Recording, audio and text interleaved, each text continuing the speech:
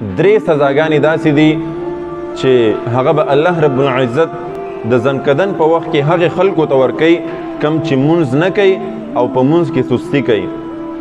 15 سزاګانې چې کمې د دنیا والا وي هغه دې نه مخکې ویډیو کې مونږ تاسو سره شیر کړي. اوس هغه 3 در سره شیر کوو چې الله رب العزت به بېلمازه خلکو ته د زنکدن په وخت کې ورکوي. الله دې مونږ ته وساتي.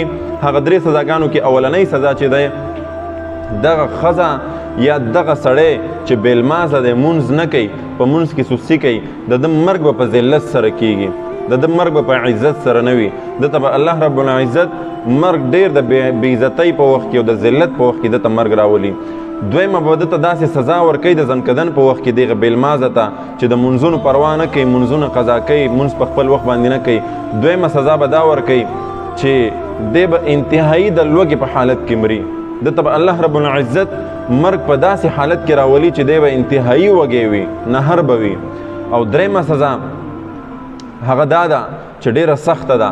ده ته به زنکدن او ده ته مرګ په داسې حالت کې راځي چې دی به انتهایي په تنده کوي.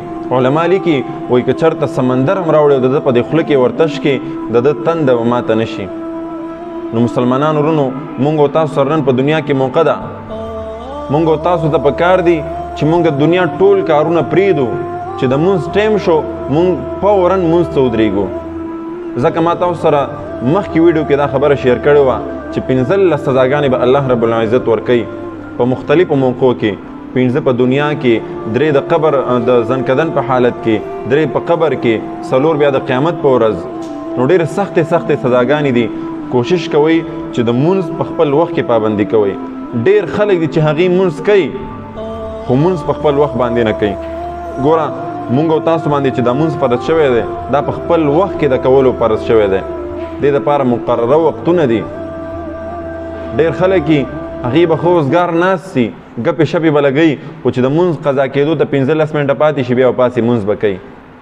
داسې نه ده. ګورئ دې نه دې سزاګانو نه هغه خلک هم مراد دي چې مونځ خو به یې کړی وي خو مونځ به یې په خپل وخت باندې نه وي کړی. الله رب العزت دې وکړي چې مونږ د مونځ پابندي وکړو په خپل وخت باندې. او دغه ویډیو د ثواب په نیت نور مسلمانانو سره ضرور شیر کړئ. السلام علیکم. عربية حسبي بأنك منطقي وبياني، عربية قلبي وروحي أحرفي ولساني.